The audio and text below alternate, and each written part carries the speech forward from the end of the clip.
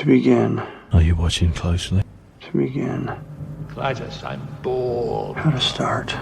What plaything can you offer me today? In Life Itself, a memoir, Roger Ebert begins. I was born inside the movie of my life. I was born a poor black child. The visuals were before me. I was born in it. The audio surrounded me. Molded by it. The plot unfolded inevitably, but not necessarily. I don't remember how I got into the movie, but it continues to entertain me. We all are born with a certain package. We are who we are. Where we were born, who we were born as, how we were raised. We're kind of stuck inside that person. And the purpose of civilization and growth is to be able to reach out and empathize a little bit with other people. And for me, the movies are like a machine that generates empathy. It lets you understand a little bit more about different hopes, aspirations, dreams, and fears. It helps us to identify with the people who are sharing this journey with us.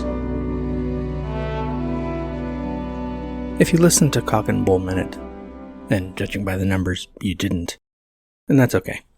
You'd know that there are certain things that, it's not that they make me like a movie more necessarily, but the movies I like more have these certain things. And one of those things was a sense of melancholy, a sense of inevitability. That's why I have my existential trilogy of Movies by Minute shows going right now. There are basic things I don't know yet about the last syllable of recorded time. My script that I am still piecing together the ideas for. There's basic stuff like who the main character is. I know relationships he has. I know things he's going to do. I know he has to be a he because I don't want to pretend I can tell a story built around someone else as well as I want this story to work. I do want to include a diverse surrounding cast and make it so it's not just another white guy telling a story about a white guy. But I feel like my lead, and I do have an idea for a name for him, but I don't know if I want to share that yet. I feel like he has some version of the same background that I have, because it fits. I realize there's this story that I've been telling time and time again for a long time, long before I was as old as I am now. And it's about being old, it's about dying, it's about the end of things. And I've mentioned this on other shows. It came up on Cock and Bull, it came up on Dave Made a Minute, definitely came up in Annihilation Minute. I grew up in what is effectively a cult. I grew up being told that the world wouldn't still be around when I was an adult. I think that's why I latch on to things like time loop stories. And why I latch on to movies. That story is always there every time you push play. And a time loop story is there time and time and time again, even before the credits roll. I mentioned this in passing last time. My time loop has a finite number of loops. At the beginning of the script, this detail won't be clear, so this is a spoiler for a script that doesn't exist. Every time the loop resumes, it is a minute shorter, and it ends at midnight every night. It's a countdown. I don't have the number in front of me, but I did the math. It gives you somewhere close to 4 years worth of days, except those days are getting shorter. I need to calculate the actual amount of time, but it gives my lead in his asides to the camera, his voiceover, his talking to other characters about what's going on, a specific way to track what's happening. He talks about what happens on 0900. And he means it's on that day that started at 9 a.m.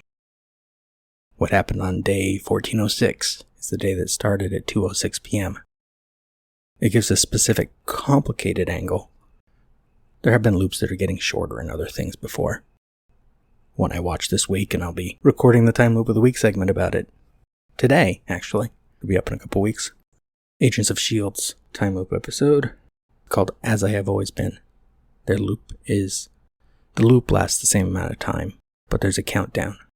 They're looping because they're in a vortex, and that vortex is getting closer with each loop. And there's other ones. That's the one that comes immediate to mind because I just watched it a couple days ago. But it also uses some of that, this hasn't been a time loop of the week yet, so I haven't really talked about it. The TV show, Daybreak, starring Taye Diggs. It's on in the 2000s. It's about a police officer stuck in a time loop. Lasts a day. He's being framed for murder. Other things happen. But the thing is, if other characters make significantly different decisions because of his influence, on the next loop, they will act differently than they acted before. They don't really remember they're in a loop, but they are affected by the loop. And my method of doing that is that cusp. Anything he finalizes as that cusp is there remains. So whatever he did before 2 p.m. on day 1400 remains. And there will be laments about some of those things, choices he made that morning that he can't fix anymore. Because a time loop story isn't worth telling unless it's telling you something about the... That's not fair.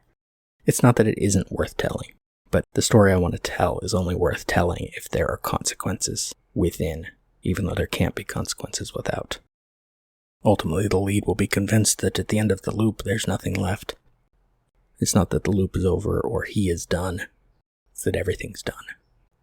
But that doesn't negate the things he tried to do in the time he had. It's that Gandalf line.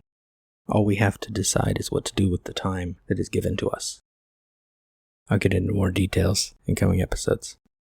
I got a bunch of notes already. Cut. It's a past stuff that dreams are made of. Another world. You're still here? It's over, Johnny.